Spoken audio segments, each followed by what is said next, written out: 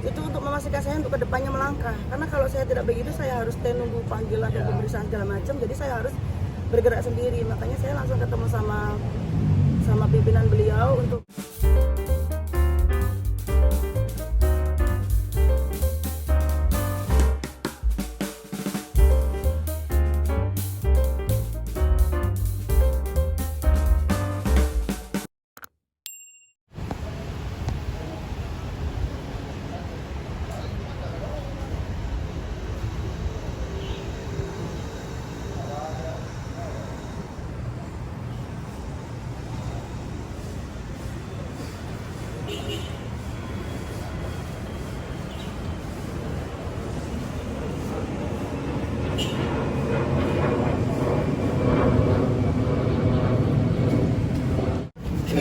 Ya, Bang Leo, tolong cerita nih, kedatangan Lia ini mau gugat cerai suaminya seperti apa? Konsultasi dulu atau gimana? Ya tentunya begini, ini kan Mbak Lia mau cerai, mengajukan gugat cerai. Sudah kita siapkan dokumen gugatannya, tapi kemudian kita harus konsultasi. Selalu ada konseling dulu nih di dalam nih, tentunya kita siapkan. Kalau pendaftarannya kan bisa langsung, bisa ekor ya, tapi yang paling penting adalah konseling dengan panitra ya, jadi itu dia. Nah kita agendanya adalah konseling dan ini siapa tahu langsung masukin gugatan juga bisa juga gitu. Alasannya gugat cerai apa? Gugat cerai alasannya begini ya, jadi kita terbuka aja. Ini ada persoalan krusial yang terjadi di wilayah suaminya Mbak Lia ini. Siapa namanya suaminya? Munawir Najib, panggilannya Puta. Nah, Puta ini dia kepala cabang di Bank BRI, cabang Tondano Manado di Sulawesi Utara. Dia ini kena judi online. Jadi uang Bank BRI ini dipakai 27 miliar buat main, begitu ya? Buat main judi online. Jadi dia memakai ini, Mbak Lia nggak kebagian ya, atau memang tidak tahu sama sekali, dan memang jadi nggak ada uang yang ke wilayah Mbak Lia ini kan. Nah ditahan di kejaksaan, jadi uang Bank BRI dari cabang Sulawesi Utara itu dipakai senilai 27 miliar untuk main judi slot ya. Bank BRI juga udah investigasi ini permainan judi slot ini, karena uangnya langsung dari bank ke bandar. Nah persoalannya yang paling berat adalah Bank BRI kebobolan. Ya ini Bank BRI kebobolan senilai 27 miliar dan mereka diam-diam saja ini kan. Nah ini apakah sistem banknya ini rusak atau apa kita nggak tahu, yang jelas bobol nih banknya nih. Nah tapi Bang, saya potong dulu Bang. Ini kan bukannya soal Bank BRI-nya. Iya, Nah Lianya gimana? iya. Nah Lianya ini ada kaitannya dengan ini. Iya. Karena jangan sampai Mbak Lia ini terseret secara pidana, yaitu karena dia nggak pernah terima uang dari mana-mana gitu, dan nggak tahu juga persoalannya. Ini kan karena dia suami istri. Setiap apa yang diambil oleh suami bisa jadi ngerembet ke istri kan. Dan ini karena dilakukan tanpa sepengetahuan dari Mbak Lia, ini berbahaya. Jadi ada aspek di mana pengamanan secara pidana juga Mbak Lia. Kemudian ya sudah, ini kan ditahan oleh kejaksaan dari Sulawesi Utara ya, sehingga ya Mbak Lia memutuskan cerai. Karena kemungkinan juga dia ini ditahan ini bisa lama nih, karena bisa bisa money laundering, bisa pembobolan uang bank kan begitu kan, ini bisa lama ini. Makanya supaya terhindar dari rembetan pidana, dan kemudian kan kebetulan sudah dicek oleh bank ternyata nggak ada uang yang ngalir ke Mbak Lia, jadi ya sudah, ini sangat menyakitkan hati lah, ini bagian dari perasaan sakit hati sehingga Mbak Lia ini akhirnya menggugat cerai. Jadi Lia jadi selama ada masalah ini Lia udah pernah dipanggil diperiksa sama polisi tentang ini? Karena pertama kali lihat itu kan 2 Desember, terus malam itu besoknya ya, terus langsung minta ketemu sama kepala pimpinannya di sana kan, karena Lia mau memastikan apakah ini benar, karena uang sebanyak itu kayak nggak masuk akal kalau pakai begitu mudahnya dipakai gitu kan.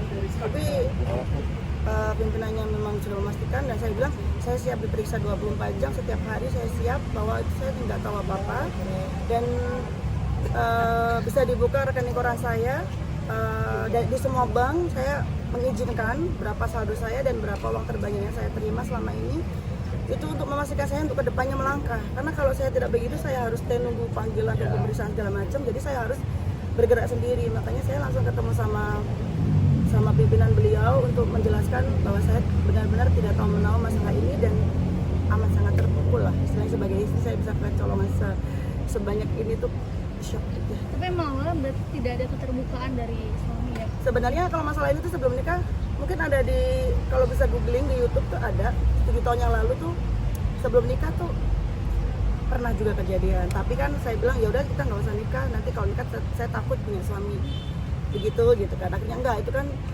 orang kan bisa berubah. Jadi ya saya percaya sekali 2 kali. Ternyata yang terakhir kali ini itu yang saya tahu ya. Sebelumnya saya nggak tahu, mungkin pimpinan beliau yang lebih tahu berapa kali karena kan transaksi itu pasti ada ya Bang. Iya, Jika jadi- transaksi itu masih ada. Jadi yang aku tahu ya 3-4 kali ini tuh berarti memang sudah tidak ada niat untuk merubah karena lebih banyak. Maret itu uang program hamil pun itu sudah dia pakai dan itu saya sudah memaafkan karena aku pikir ya berarti memang belum jodohnya kita punya anak ya, karena uang pun sampai dia pakai dan dia nangis-nangis, dia sujud-sujud. Saya Pakai buat apa nih bang? dipakai buat judi online. Dia baru ngaku, dia nangis-nangis minta maaf. Saya nggak marah, demi Allah. Bisa ditanya lagi dia ke sana, saya nggak marah. Saya cuma kok bisa, masya Allah kok bisa gitu aja. Tapi ya sudahlah, saya nggak mau ribet masalah uang. Toh kalau bukan hak kita juga ya mau diapa gitu kan. Tapi ini yang masalah lagi baru Maret, Desember kejadian lagi gitu kan. Berarti memang tangisannya, minta maafnya, tobatnya tuh bohong. Berarti dia bohong karena jalan berapa bulan dia bisa ngelakuin lagi gitu kan. Ya sudah, berarti memang Ngelakuin apa Mbak Lia? Hmm? Ngelakuin apa? Judi online? Jadi online. Berarti ini Pengobatan ini menjadi apa puncak dari Lia sendiri? Karena selama dari Maret itu juga saya tinggal bersama tapi kita tidak berhubungan badan juga enggak. Jadi mungkin pikirannya sudah ke situ kan. Itu pun bisa jadi Pikirannya kemana Mbak Lia? ke judi online. Judi online. Makanya Lia aku Lia ngomongnya udah kayak ini, udah trauma. Lia udah ngomong sama suami mau gugat cerai. Sudah. Sudah, apa responnya? Tapi sebelum saya ngomong tuh dia, karena emang kesepakatan dari awal dulu memang kalau kejadian lagi saya pasti juga cerai gitu. Saya lebih baik dapat suami yang orang biasa-biasa, saya bisa cari berdua, bisa cari lagi uang gitu kan, daripada saya punya suami kaya seandainya atau punya jabatan tinggi tapi tidak bisa ya seperti inilah kayak kejadiannya gitu kan. Jadi waktu dia nangis dia bilang tanggal 2 Desember itu pas ulang tahun dia, dan dia nangis, dia bilang nggak apa-apa yang kamu ceraikan saya, nggak apa-apa. Dia langsung bilang begitu sih dari awal, dia langsung, karena dia tahu konsekuensinya.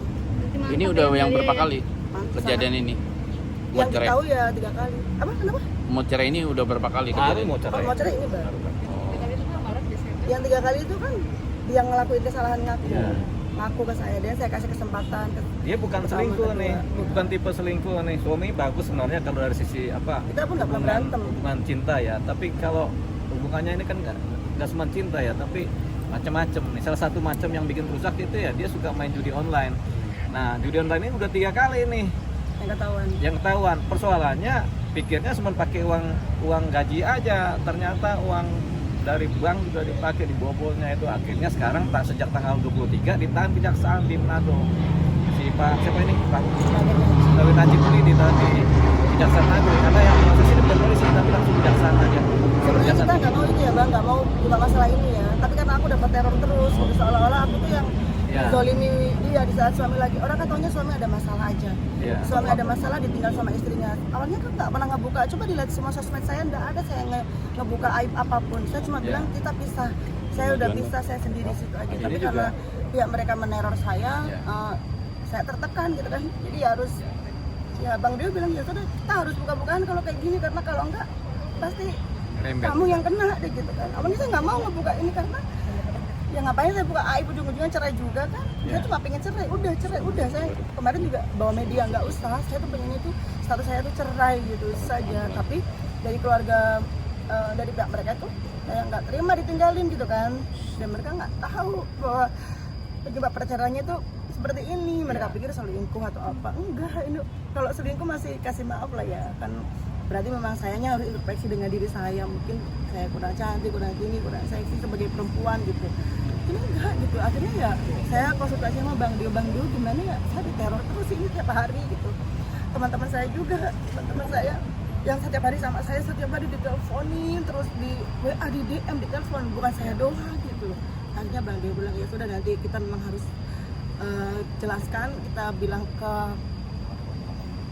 kebenarannya seperti apa yang kita harus ungkapkan. Awalnya nggak ada ya Bang Dewa? Iya betul. Jadi nggak awalnya ada. kita nggak mau media karena ini kan persoalan keluarga ya, cerai ya. Saya juga malu juga kan. Jadi cuman kemudian ada hubungan antara hubungan ini sifatnya kemungkinan hukum ya, karena pertama diteror oleh keluarga, kedua juga ada kecurigaan dari pihak kejaksaan, dari pihak mana-mana yang mungkin jangan sampai uang ini tahu-tahu nyampe ke Mbak Lia kan. Ini yang menjadi berat ini.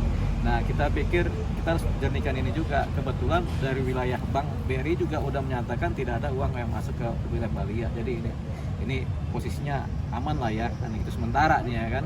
Nah, tapi kalau nggak kita buka ini alasan cerainya ini tentunya berbahaya juga, karena desas-desus di wilayah Sulawesi Utara tuh udah tinggi banget nih. Ada urusan apa nih Mbak Lia dengan suaminya nih kan, gitu kan. Nah itu dia. Nah sekarang kita suka apa sih penyebab ini bercerai dan kenapa ini harus disampaikan secara transparan ke media supaya nanti tidak timbul kesalahpahaman. Daripada jadi desas-desus, kita sampaikan saja bahwasanya kita Mbak Lia ini bercerai didampingi oleh saya adalah salah satu poin utamanya karena adanya dugaan tindak pidana korupsi yang diduga dilakukan oleh suaminya Mbak Lia, Pak Munawir ini alias Pak Buta, yang mengambil uang dari Bank BRI kemudian sebesar 27 miliar dipakai buat judi slot 303 nih ya kan. Nah ini kemudian Mbak Lia nggak tahu sama sekali. Nah, kemudian dicek ke bank juga lewat pimpinan bank, memang tidak ada uang yang mengalir ke rekeningnya Mbak Lia gitu. Nah tapi desas-desus ini kan tinggi di wilayah Sulawesi sana kan, sehingga mau nggak mau Mbak Lia harus memutuskan bercerai, menghindari kemudaratan. Yang kedua kemudian menjadi terang bahwasanya apa penyebab bercerainya.